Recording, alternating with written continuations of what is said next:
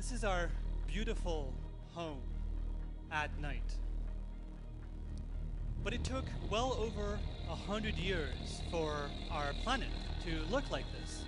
You see, the first light bulb began to shine 134 years ago.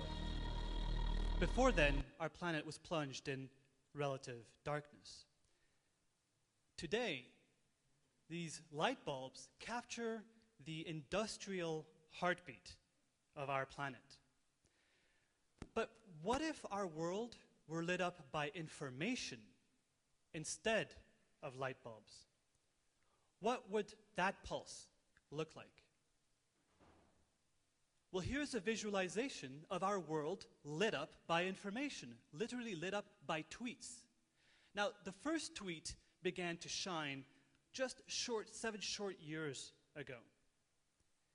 And that's incredible because these two maps already look incredibly similar. You have this one 134 years in the making compared to this one produced in just 7 years. This is why they call it an information revolution. And in fact, this particular map only displays 3% of all tweets posted in real time.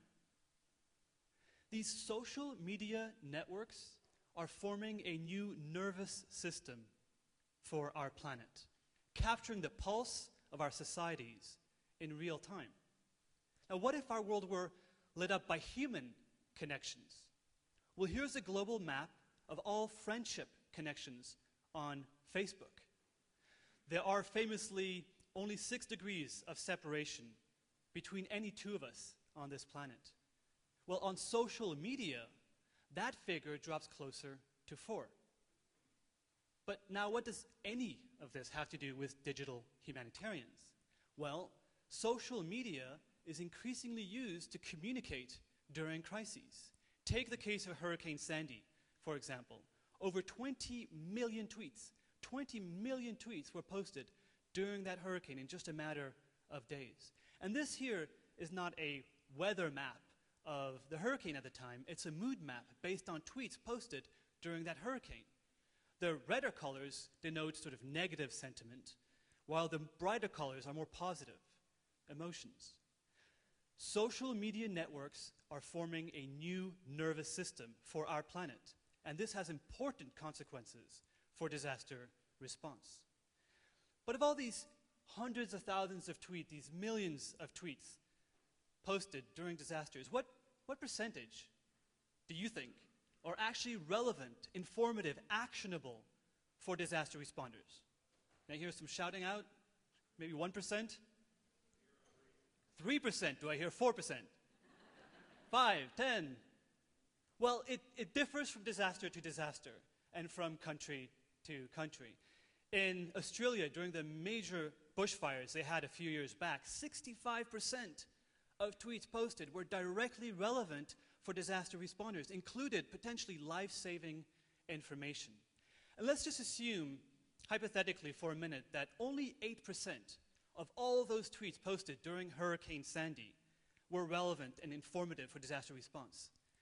There were 20 million tweets posted. That's 1.6 million tweets, relevant, timely information shared during that particular disaster. And we're not only talking about Twitter when it comes to social media. In fact, at last count, there are 38 distinct social media channels. Take Instagram, for example. During Hurricane Sandy, over 500,000 Instagram pictures were taken, posted, and shared on social media. Now, all of this represents a volume and velocity of information that traditional humanitarian organizations are simply completely unprepared and incapable of managing at this point in time. Now, just how unprepared are they? Well, let's assume that Stay Puft Marshmallow Man here is big data.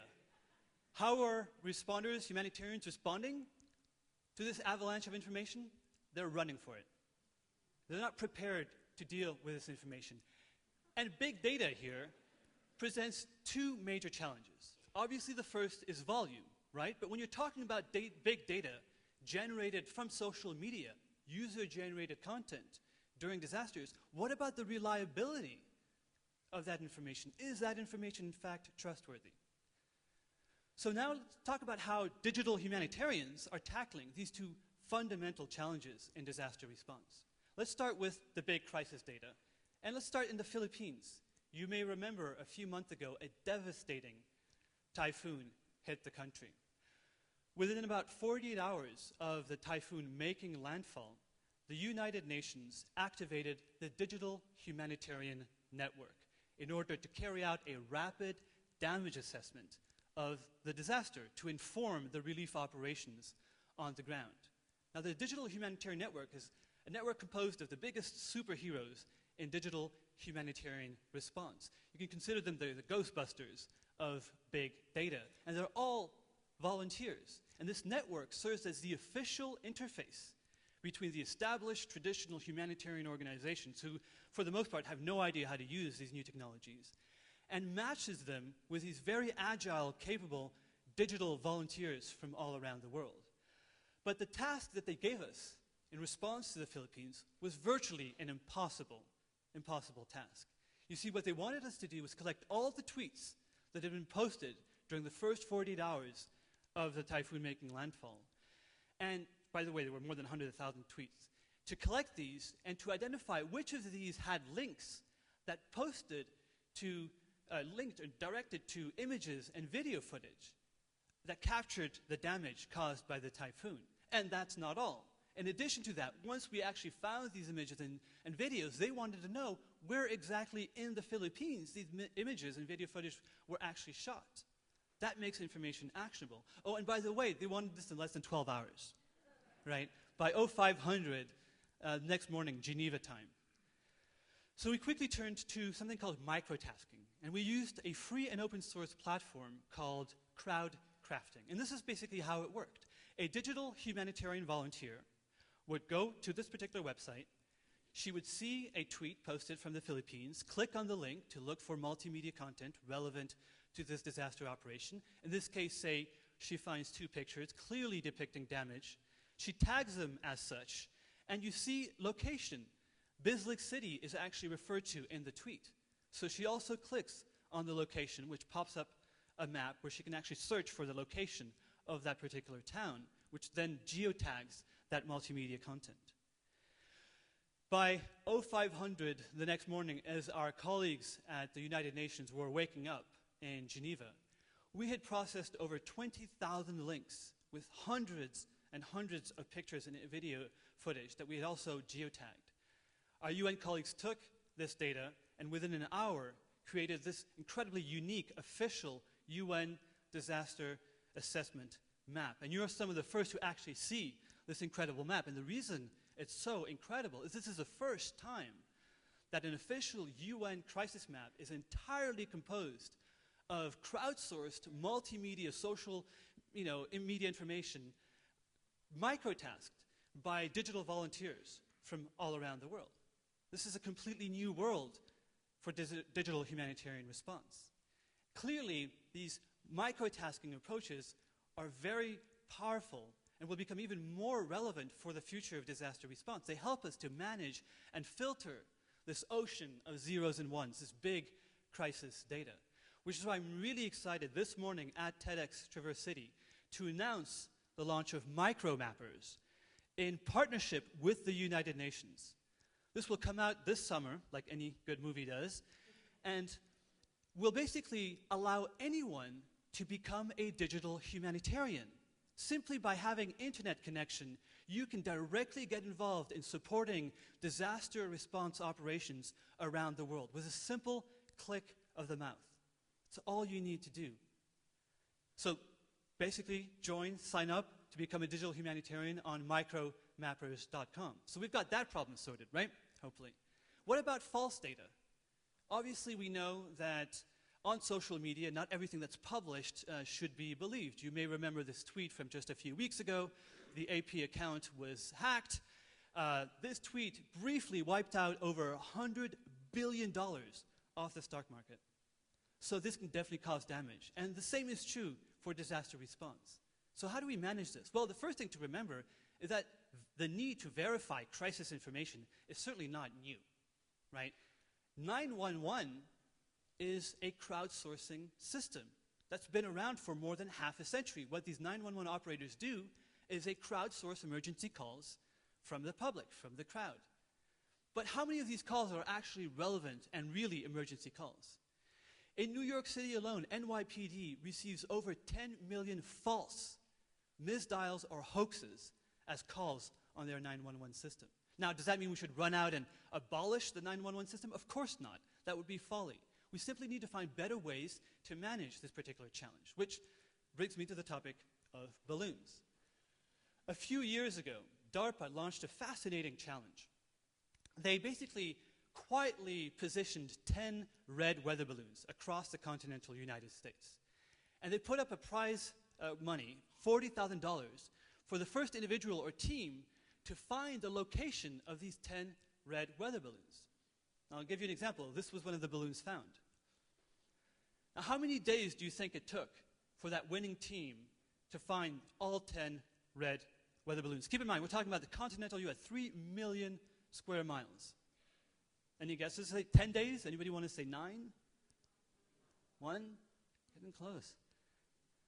8 hours and 44 minutes to find all 10 balloons. And they did this without even leaving their rooms.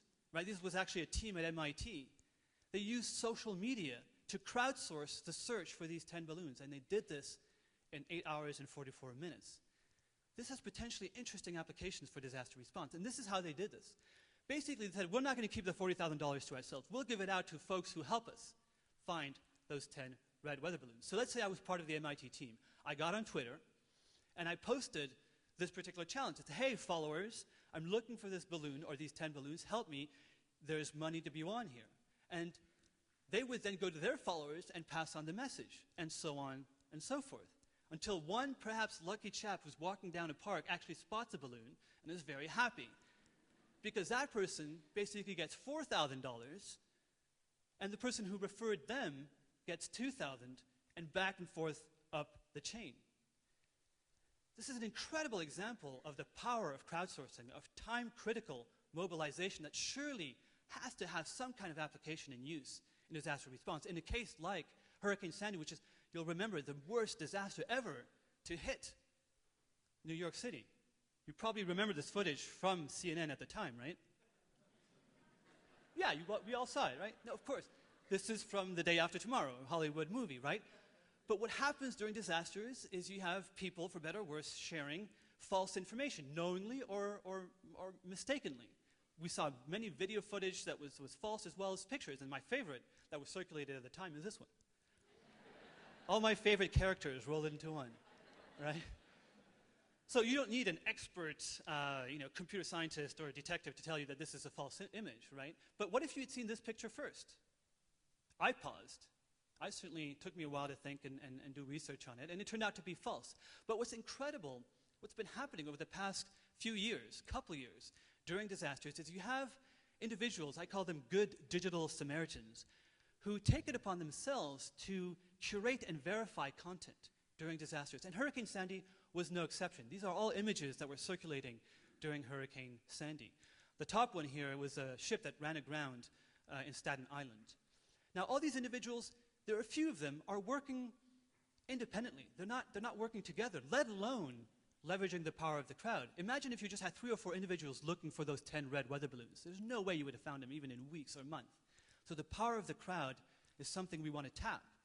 So my colleagues and I are launching a project called Verily, which will leverage this idea of very few degrees of separation between all of us, especially in disasters in urban areas, right?